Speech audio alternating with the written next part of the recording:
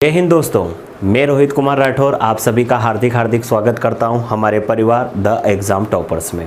आज हमारी मध्य प्रदेश की क्लास है मध्य प्रदेश में मिट्टी, जो मध्य प्रदेश की हमारी 12वीं क्लास है। कौन सी क्लास है? 12वीं। आज हम यहां पर चर्चा करेंगे मध्य प्रदेश में मिट्टी के बारे में। मिट्टी क्या होती है? मिट्टी जो होती है वो धरातल की सबसे ऊपरी परत होती है, अर्थात मिट्टी जो होती है वो पृथ्वी की सबसे ऊपरी परत होती है और इस ऊपरी परत में कार्बन के साथ साथ अकार्बनिक पदार्थ भी पाए जाते हैं। कार्बन के साथ साथ अकार्बनिक पदार्थ भी पाए जाते हैं। मिट्टी के निर्माण में खनिज तत्वों का जितना योगदान होता है उतना ही योगदान किसका होता है? जीवाश्म का भी देखने को मिलता है। मृदा की जो ऊपरी परत होती है वो पेड़ पौधों के साथ साथ वनस्पति को उगने में और बढ़ने में भी सहायता प्रदान करती है। अर्थात मिट्टी की जो ऊपरी परत होगी वो देखा जाए वनस्पति को, पेड़ पौधों को बढ़ने के साथ उगने में भी सहायता प्रदान करती है। अब देखा जाए मिट्टी के अंतर्गत छोटे छोटे कण हो, चाहे वो जैविक हो, अकार्बनिक हो, कार्बनिक हो, बैक्टीरिया हो, आदि सब पाए जाते हैं। अब आगे हम चर्चा करते हैं किसी भी देश या प्रदेश में अगर हमें वहाँ की वनस्पति, अगर वहाँ की हमें फसल आदि के बारे में विस्तृत अध्ययन करना हो तो वो बिना मिट्टी के क्या होता है? अधूरा होता है। तो सबसे पहले अगर वनस्पति और अगर फसल का अध्ययन करें तो उसके पहले हमें वहाँ की काय का अध्ययन करना पड़ेगा, वहाँ की मिट्टी का अध्ययन करना पड़ता है। मध्य प्रदेश में मिट्टी का सर्वेक्षण इतना ज़्यादा नहीं हुआ है, परंतु जितना भी सर्वेक्षण हुआ है उसके आधार पर हम मध्य प्रदेश की मिट्टी को 5 भागों में बांट सकते हैं। कितने भागों में बांट सकते हैं? 5 भागों में बांट सकते हैं। सबसे पहले आती है जलोढ़ या कछारी मिट्टी। कौन सी मिट्टी आती है? जलोढ़ या कछारी मिट्टी। इसे अपन कोप मिट्टी भी कहते हैं। क्या कहते हैं? इसे अपन कोप मिट्टी के नाम से भी जानते हैं। किस नाम से? इसको कोप मिट्टी के नाम से भी जानते हैं। अब जो कछारी और जलोढ़ मिट्टी होती है यह देखा जाए मध्य प्रदेश के कौन कौन से ज़िले में पाई जाती है तो आपको यहाँ पर दिख रहा होगा, ये श्योपुर, मुरैना, भिंड और ग्वालियर ज़िलों में पाई जाती है। कौन कौन से ज़िलों में पाई जाती है? श्योपुर, मुरैना, भिंड और ग्वालियर ज़िलों में पाई जाती है। अब देखा जाए इसे जलोढ़ मृदा क्यों कहते हैं, कछारी मृदा क्यों कहते हैं? क्योंकि यह देखा जाए गंगा यमुना की जितनी भी सहायक नदियां हैं और ख़ास करके चंबल नदी में जब बाढ़ आती है तो बाढ़ के कारण जब अवसाद बहाकर लाए जाते हैं और बाढ़ उतरने के पश्चात वह अवसाद उसी मैदान पर रह जाते हैं और यह अवसाद देखा जाए काय का निर्माण करते हैं? जलोढ़ मृदा का निर्माण करते हैं। कछारी मृदा क्यों कहते हैं? कछारी मृदा इसलिए कहते हैं क्योंकि इन सभी मिट्टियों में सर्वाधिक उत्पादन की दृष्टि से सबसे उपयुक्त अगर कोई मिट्टी है तो वो कौन सी है? जलोढ़ मिट्टी है। अर्थात सर्वाधिक उत्पादन किस मिट्टी में होता है? तो जलोढ़ मिट्टी में होता है। इसी कारण इसे हम क्या कहते हैं? कछारी मिट्टी भी कहते हैं। इसमें नाइट्रोजन, ह्यूमस आदि की कमी पाई जाती है। काय की? नाइट्रोजन और ह्यूमस की कमी पाई जाती है। इसमें नाइट्रोजन और ह्यूमस की कमी पाई जाती है। क्या पाई जाती है? कमी पाई जाती है। इसके अलावा चूना, फास्फोरिक एसिड, जैव पदार्थ, पोटास आदि की इसमें अधिकता पाई जाती है। काय की?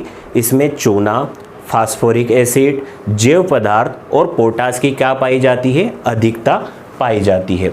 अब आगे चलकर और अध्ययन इसमें करते हैं हम जलोढ़ मिट्टी में, तो यह देखा जाए किस प्रकार की होती है। तो जलोढ़ मिट्टी का जो पीएच मान होता है, पावर ऑफ हाइड्रोजन, वो कितना होता है? तो इसका पीएच मान हमें 7 देखने को मिलता है। क्या देखने को मिलता है? 7 देखने को मिलता है। और आप सभी को पता है पीएच मान की वैल्यू 3 प्रकार की होती है। कैसे? इधर देखा जाए तो 0, 1, 2, 3, 4, फिर इधर देखा जाए 8, 9, 10, 11। अब यहाँ पर मान के चलिए 5, 6, 7।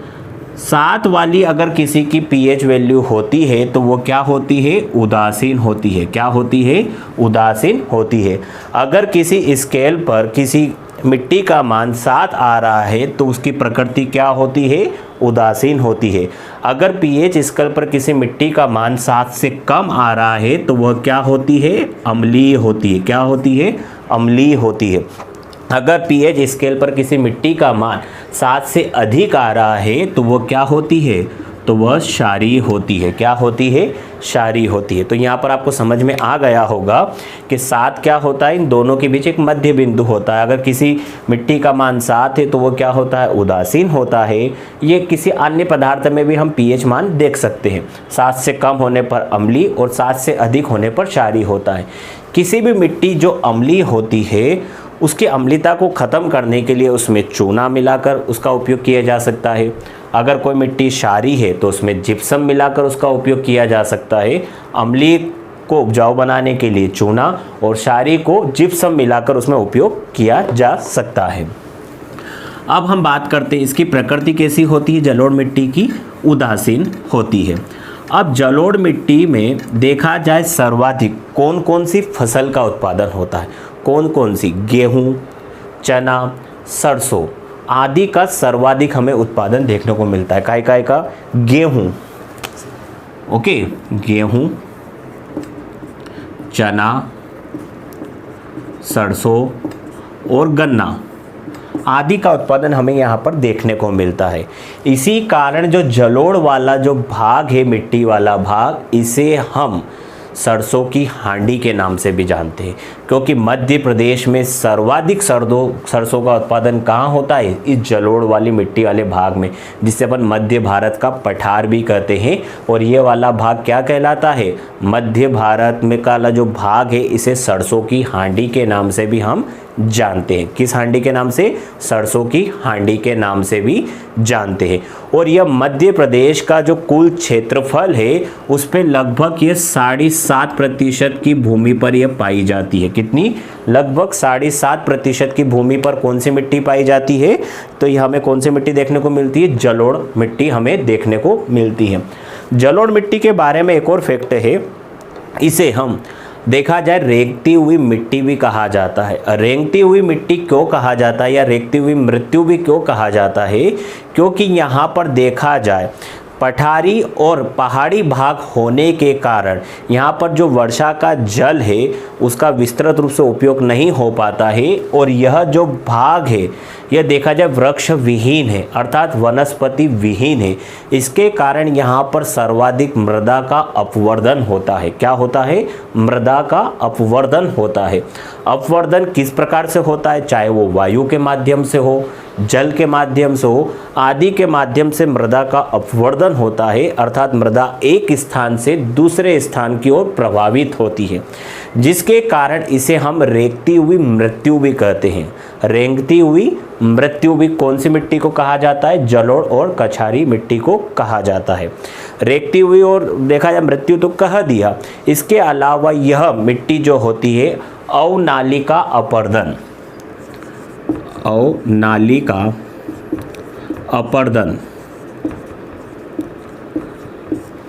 का भी निर्माण करती है। अवनालिका अपरदन का मतलब होता है गली इरोसिन। गली इरोसिन का मतलब यह होता है कि यह भूमि देखा जाए विहद बिहड़ या खड्डों का निर्माण करती है, जो आज से ठीक कुछ साल पहले यहाँ पर डाकुओं की शरणस्थली के रूप में जाने जाते थे। अवनालिका अपरदन का मतलब होता है गड्ढों का निर्माण करना, अर्थात बिहड़ का निर्माण करना। और यह सर्वाधिक हमें कहाँ देखने को मिलता है, मुरैना, भिंड और ग्वालियर में देखने को मिलता है। और सर्वाधिक हमें अवनालिका अपरदन कहाँ देखने को मिलता है, तो वो मुरैना में देखने को मिलता है। अभी हाल ही में मध्य प्रदेश सरकार के द्वारा वर्ल्ड बैंक की सहायता से जो ग्वालियर के जो बिहड़ है उसे कृषि भूमि बदलने के लिए वर्ल्ड बैंक से सहयोग लिया जा रहा है। ओके, अब आगे चलकर करते अवनालिका अपरदन को कैसे रोका जा सकता है। यहाँ पर अधिक से अधिक वृक्षों का रोपण किया जाए और कम से कम यहाँ पर पशुचारण किया जाए, अर्थात पशुचारण जो होता है उसे वनस्पति पेड़ पौधे तो समाप्त होते हैं, तो पशुचारण पर रोक लगाई जा सकती है। इसके कारण यहाँ पर देखा जाए अवनालिका अपरदन और देखा जाए मृदा अपरदन की समस्या से भी हम छुटकारा पा सकते हैं। अब अगली मिट्टी आती है, इस मिट्टी को हम कहते हैं काली मिट्टी। क्या कहते हैं, काली मिट्टी। काली मिट्टी का अन्य नाम भी है, इसे हम रेगुड़ मिट्टी भी कहते हैं। क्या कहते हैं? रेगुड़ मिट्टी भी कहते हैं। इसे हम भरी या कन्हन मिट्टी भी कहते हैं। ओके, इसे हम कपासी मिट्टी भी कहते हैं। अब देखा जाए काली मिट्टी का नाम काली मिट्टी क्यों पड़ा? आयरन की अधिकता के कारण इसको क्या कहते हैं? हम काली मिट्टी भी कहते हैं। इसके अलावा टेटनीफेरस मैग्नेटाइट, क्या है?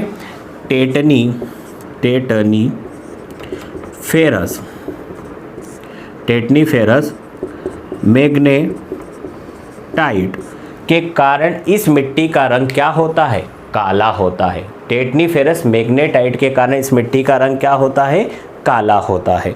अब इसे हम कपासी, रेगुड़, भरी या कन्हन मिट्टी तो कहते हैं, परंतु जो काली मिट्टी है इसका निर्माण देखा जाए दक्कन जो चट्टान होती है उसमें भी जो बेसाल्ट नामक जो चट्टान होती है, जो आग्नेय चट्टान का हिस्सा होती है, उससे इसका निर्माण होता है।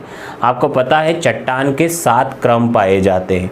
पहला क्रम आता है आर्कियन, दूसरा आता है धारवाड़, तीसरा आता है कुडप्पा, चौथा आता है विंध, पांचवा आता है गोंडवाना, छठा आता है दक्कन, सातवां आता है टर्शरी, आठवां आता है क्वाटरनरी। तो ये 8 प्रकार की चट्टान होती है, परंतु उसमें से दक्कन की जो चट्टान है उसके भी बेसाल्ट वाली चट्टान, जो आग्नेय चट्टान का एक भाग है, उससे इस काली मिट्टी का निर्माण हमें देखने को मिलता है।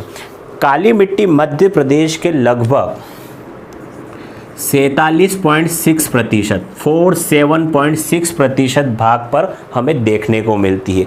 अर्थात मध्य प्रदेश में सर्वाधिक देखा जाए क्षेत्रफल की दृष्टि से किस मिट्टी का विस्तार है, तो वह काली मिट्टी का विस्तार हमें देखने को मिलता है। अब काली मिट्टी का जो भाग है, मध्य प्रदेश में 3 प्रकार से काली मिट्टी पाई जाती है।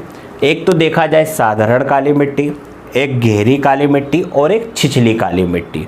तो मध्य प्रदेश में कुल काली मिट्टी का क्षेत्रफल कितना है? 47.6% हमें देखने को मिलता है।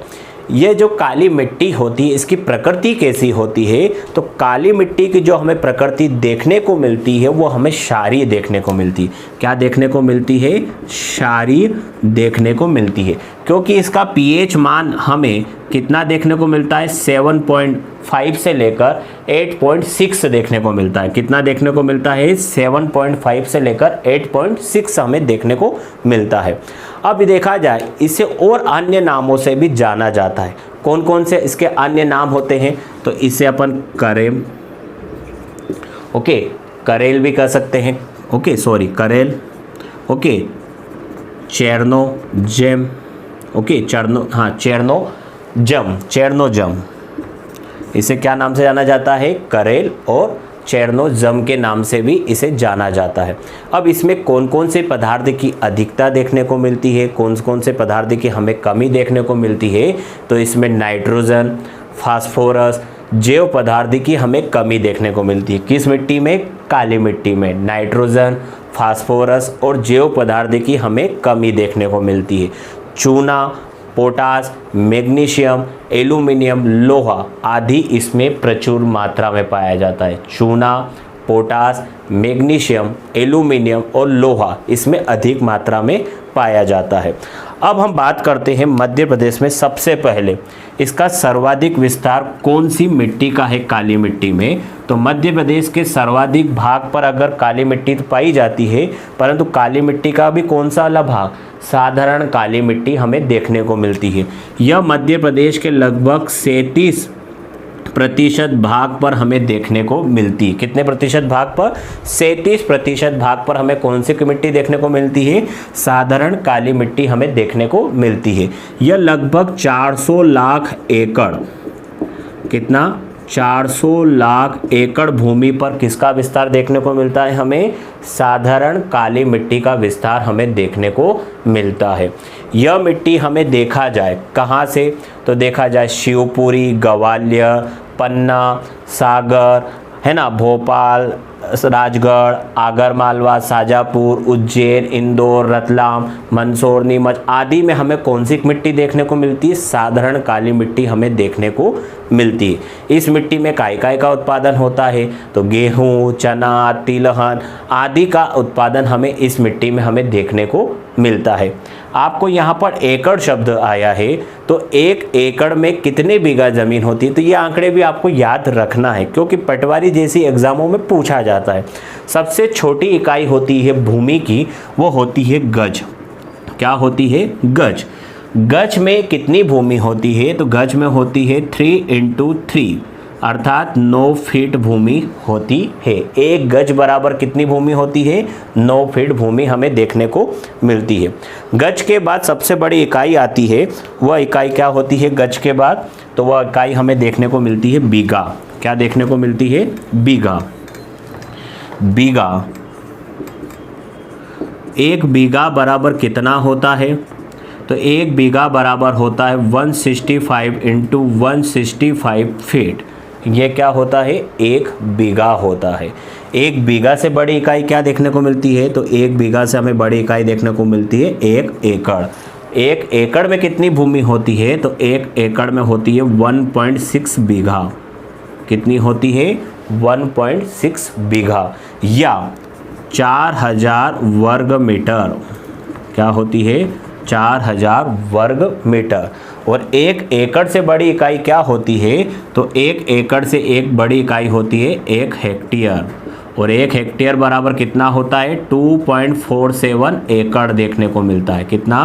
2.47 एकड़ या 10,000 वर्ग मीटर। कितना? 10,000 वर्ग मीटर। तो ये आपको इकाई थोड़ी बहुत याद भी रखना है। अब हम बात करते हैं अगली मिट्टी। अगली मिट्टी आती है काली मिट्टी का एक भाग होती है गहरी काली मिट्टी। क्या भाग है? गहरी काली मिट्टी। गहरी काली मिट्टी मध्य प्रदेश के लगभग कितने प्रतिशत भाग पे पाई जाती है? तो यह मध्य प्रदेश के लगभग 3.5% भाग पर देखने को मिलती है। अर्थात लगभग 35 लाख एकड़ भूमि पे हमें काय का विस्तार देखने को मिलता है? गहरी काली मिट्टी का हमें विस्तार देखने को मिलता है। यह खरगोन, खंडवा, होशंगाबाद, नरसिंहपुर, जबलपुर आदि जिलों में हमें कौन सी मिट्टी देखने को मिलती है? हमें गहरी काली मिट्टी देखने को मिलती है। इसके ठीक नीचे हमें एक और मिट्टी देखने को मिलती है जो काली मिट्टी का ही एक भाग है। उस मिट्टी को हम कहते हैं छिछली काली मिट्टी।